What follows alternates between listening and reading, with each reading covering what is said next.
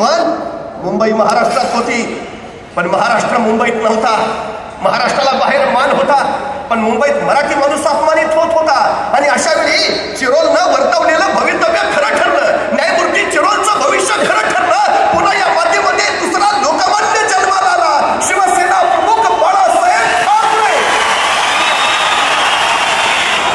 आणि बघता बघता या माणसाने ना तंत्रावर ना यंत्रावर, निव्वळ स्वतःच्या स्वरयंत्रावर महाराष्ट्र काबीज करून टाकला. जे झोपले होते ते जागे केले, जे जागे होते ते उभा केले, जे उभा होते चालते केले, जे चालते होते पळते केले. आणि पळणाऱ्यांच्या खांद्यावर पुन्हा शिवरायांचे भगवे निशाण दिले. मराठी माणसाच्या झुंडी पळू लागल्या. तुमचा उद्धार करायला कुणी अवतार घेणार नाही. तुमच्या उद्धारासाठी तुम्हालाच रस्त्यावर उतरावं लागेल. आणि बघता बघता शिवसैनिक रस्त्यावर उतरला, लुंग्या उचलून पुंग्या वाजवायला लागला. मराठी माणसाची अस्मिता जागी झाली. मराठी माणसाचा स्वाभिमान शिरला गेला आणि महाराष्ट्रापर्यंत ठामपणे ताकदीने उभा राहिला. शिवसेना प्रमुखांनी शिवसेना निर्माण केली.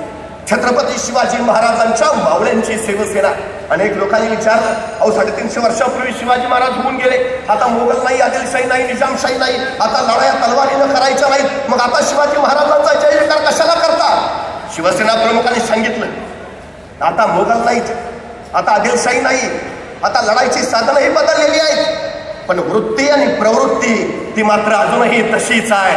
शिवाजी महाराजांनी राजेशाहीमध्ये लोकशाही आणली, पण या लोकशाहीमध्ये काँग्रेसनं सरंजामशाही चालू केली. अवस्था काय? काही लोकांनी फक्त सतरंजा उचलाव्या आणि फक्त खुर्च्या हलवाव्या, आपल्या पानात सत्तेचा मान नाही.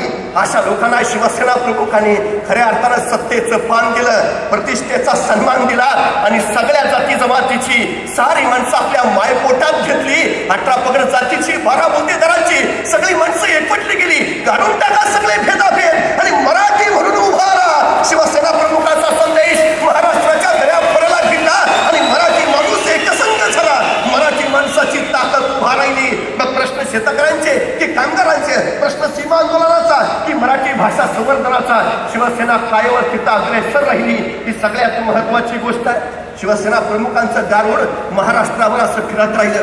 शिवछत्रपतींचा विचाराने महाराष्ट्र पुलकित होत राहिला, हे सगळ्यात महत्वाचं. आणि त्याच वेळी शिवसेना प्रमुखांनी लक्षात घेतलं, बांगलादेशी घुसखोरांची वाढती संख्या, एकात्मतेला सुरुंग लावणार आणि निरपराधांचा बळी घेणारे ते दहशतवादी, याच्यावर शिवसेना प्रमुखांनी प्रकार हिंदुत्वाचा विचार इथल्या माणसांना दिला. अनेकांनी टीका केली, शिवसेनेनं मराठीचा मुद्दा सोडला आणि राजकारणासाठी हिंदुत्व हाताला धरलं.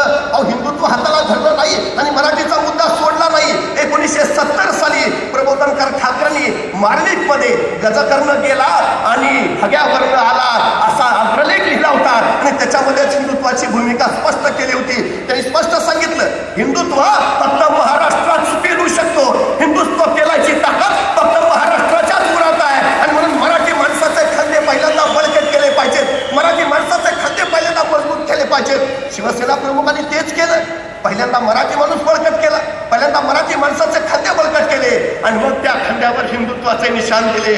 त्या खांद्यावर मग भगवा दिला आणि मराठी माणूस हिंदुत्वाची पताका फडकावर पुढं पुढं झेपावत राहिला. खरं तर सगळ्यात महत्वाची गोष्ट आहे, एक गोष्ट मी वारंवार सांगत असतो.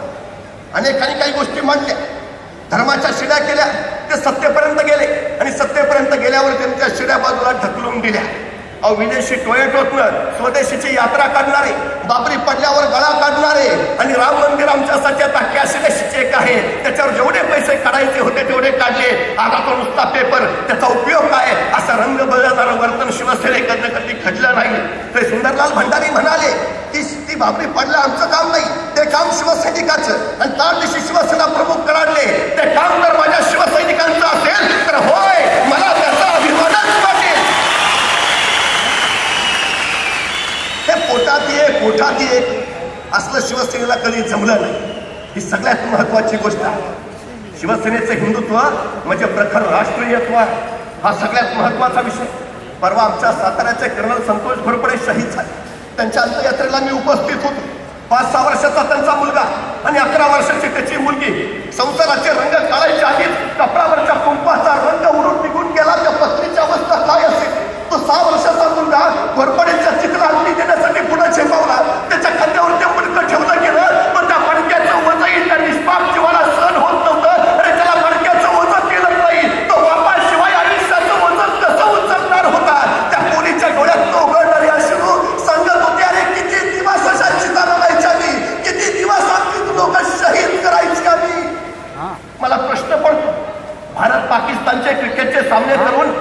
त्या पिराच्या वेदना संपतील? गुलाबालीच्या गजलांचे कार्यक्रम ठेवून त्या युवतीच्या डोळ्यातले अश्रू सुकतील? शिवसेनेनं विरोध केला तो निव्वळ एवढ्यासाठी. हे आमचं प्रखर राष्ट्रीयत्व आहे, हे आमचं सगळ्यात महत्वाचं हिंदुत्व आहे. तो विचार शिवसेनेनं दिला, ती भूमिका शिवसेनेनं मांडली, हे सगळ्यात महत्वाचं वैशिष्ट्य. तर आयुष्यभर शिवसेना प्रमुखांनी महाराष्ट्राला हा विचार दिला, महाराष्ट्राला जाणीवा दिल्या, महाराष्ट्राला नेणीवा दिला आणि त्यांच्या विचारांच्या बळावर महाराष्ट्र पुढे झेपावत राहिला. पण आपल्या जाण्याआधी त्यांनी एक कसदार नेतृत्व तयार करून ठेवलं. शिवसेना प्रमुख गेले आणि खरं तर दस्तूर खुद शिवसेना प्रमुखांवर सुद्धा कधी ओढवलं नसेल असं संकट नव्या कसदार नेतृत्वावर ओढवलं. भाजपासोबतची युती तुटली. बघता बघता दिल्लीवरनं फौजा महाराष्ट्राकडे येऊ लागल्या. चोहोबाजूला विरोधात आपली गुंड पेटलं. अनेक सूर्यपुत्र महाराष्ट्राच्या पटावर ठामपणे उभा राहिला आणि तरी फोडली टरकाळी. एक ते लढू.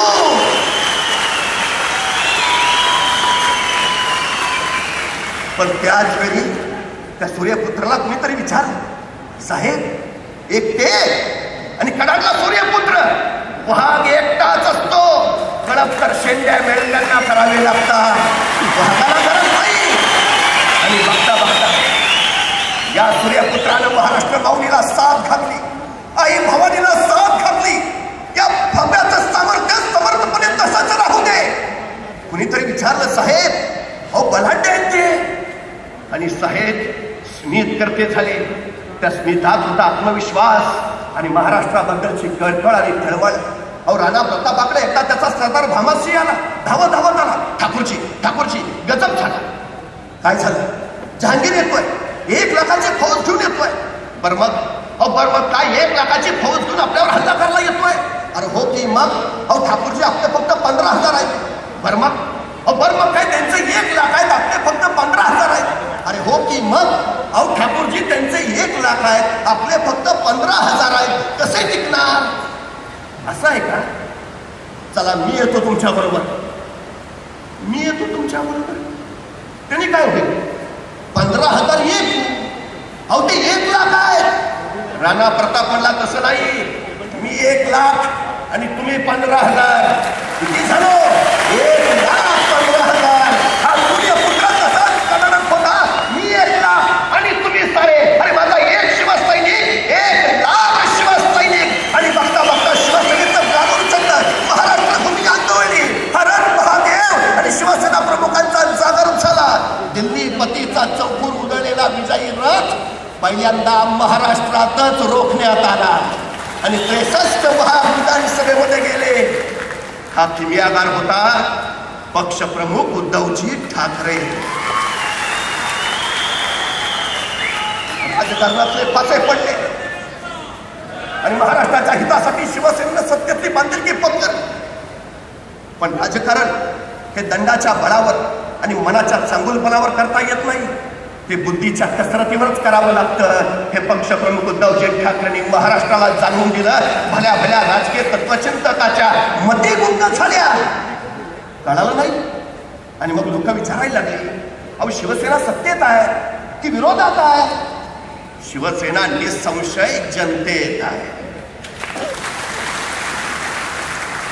95ला ज्यावेळी सत्ता आली त्यावेळी शिवसेना प्रमुखांनी ठामपणे सांगितलं होतं, हे सरकार माझं आहे. पण हे सरकार जर लोकांच्या हिताच्या आड येत असेल, लोकांची कामं करायला कमी पडत असेल, तर सरकार हे पहिल्यांदा मी खाली खेचीन. तोच वारसा तर उद्धवजी ठाकरे चालवत आहेत. कौतुक करायला आम्ही कधी कमी पडलो नाही आणि चुकलं तर टीका करायला सुद्धा आम्ही कधी मागं सरलो नाही. आमची बांधिलकी जनतेशी, सत्तेशी नाही. हा साधा सरळ विषय आहे. महाराष्ट्रातल्या शेतकऱ्यांच्या आत्महत्या होत आहेत, बोलू नका, आपण सत्तेत आहोत. महाराष्ट्रात दुष्काळ थोडपळतोय, बोलू नका, आपण सत्तेत आहोत. दहशतवादी लोक हल्ला करतायत, बोलू नका, आपण सत्तेत आहोत. ते अतिरेकी येत आहेत, बोलू नका, आपण सत्तेत आहोत. असले वालजोडे उद्योग शिवसेनेला कधी जमले नाहीत आणि जमणार नाही. जिथं जनतेचा विषय येईल शिवसेना तिथं सातत्यानं लढेल आणि झगडेल. हे सगळ्यात महत्वाचं आहे. हा सगळ्यात मोठा शिवसेनेचा जाणीवेचा आणि नेणीवेचा भाग आहे. हे सगळ्यात मोठं शिवसेनेचं सगळ्यात महत्वाचं यश आहे. खरं तर काही लोकांनी वावटळे उठवले. कुणी विदर्भ वेगळा मागायचा, कुणी मराठवाडा वेगळा मागायचा. अरे मागायचा तर पाकिस्तानवर भगवा फडकवून अखंड हिंदुस्थान मागायला. ती चतुराची भूक काय कामाची. अहो महासाहेब जिजाऊंचा जन्म विदर्भातला, शहाजीराजांचा जन्म मराठवाड्यातला, आणि शिवाजी महाराजांनी राज्य उभा केलं पश्चिम महाराष्ट्रामध्ये. तुम्ही विदर्भ वेगळा करणार म्हणजे शहाजीराजांना जिजाऊपासून वेगळं करणार, शिवाजीराजांना शहाजी जिजाऊपासून वेगळं करणार. आणि शिवाजी महाराजांनी अखंड महाराष्ट्राची संकल्पना मांडली. तहेतू हा अखंड महाराष्ट्र राहिला पाहिजे. अहो शिवाजी महाराजांची जीवन प्रणाली हेच आमचं हिंदुत्व, शिवाजी महाराजांचं राजकारण हेच आमचं शिवसेनेचं राजकारण, आणि शिवरायांचं अखंड महाराष्ट्र हेच शिवसेनेचं अखंड राजकारण. बस ते आमची अस्मिता, तो आमचा स्वाभिमान आहे, तो तसाच राहील आणि तसाच टिकेल. हे सगळ्यात महत्वाचं, ही सगळ्यात महत्वाची गोष्ट आहे. शिवसेना अखंड महाराष्ट्रासाठी रक्त सांगेल, पण शिवछत्रपतींचा हा महाराष्ट्र अखंडच ठेवेल, ही सगळ्यात महत्वाची गोष्ट आहे. खरं तर शिवसेना प्रमुखांनी सगळ्यात मोठं निशाण आम्हाला दिलं. प्रभू श्री रामचंद्रांचं धनुष्य. रामराज्य निर्माण करायचं असेल तर प्रभू श्री रामचंद्रांचं हे निशाण घ्या. धनुष्यातनं एकदा बाण सुटला की सुटला, तो परत घेता येत नाही. आणि शिवसेनेनं शब्द दिला की दिला, तो पूर्ण केल्याशिवाय शिवसेना स्वस्थ बसत नाही. हा सगळ्यात मोठा विश्वास पक्षप्रमुख उद्धवजी ठाकरेंनी महाराष्ट्राला दिला. हे सगळ्यात महत्वाचं.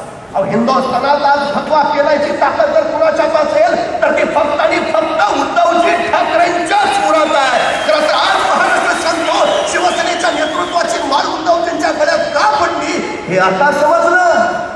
अपक्ष प्रमुखांच्या आणि शिवसेना प्रमुखांच्या विश्वासात आणि महाराष्ट्र हिताचा भाग त्याच्यामध्ये सगळ्यात मोठा आहे. खरं तर सगळ्यात मोठी झाली, सगळ्यात मोठी नेणीव निर्माण झाली ती ही सगळ्यात मोठ्या भूमिका शिवसेनेनं महाराष्ट्राच्या हितासाठी निवडल्या. त्या अशा कुणी विचारतं 50 वर्ष होतात शिवसेनेला, शिवसेनेनं काय केलं. फक्त त्याला एकच प्रश्न विचारा. असं उत्तर विचारायच्या ऐवजी शिवसेना नसती तर काय झालं असतं याचं उत्तर शोधा. म्हणजे शिवसेना आहे म्हणून काय झालं त्याचं उत्तर तुम्हाला आपोआप मिळेल.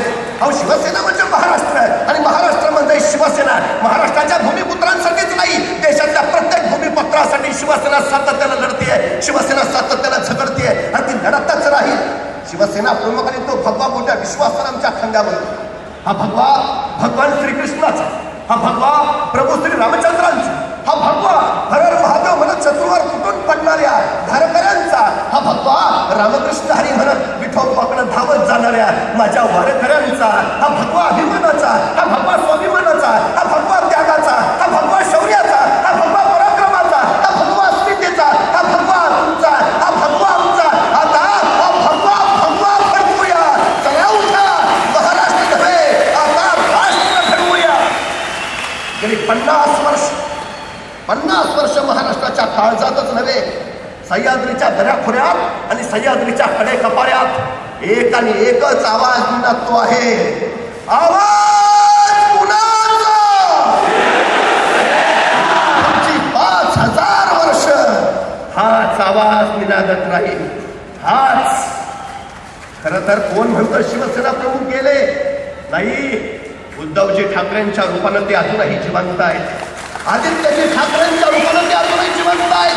तिथल्या शिवसैनिकांच्या रूपानं ते जिवंत आहेत.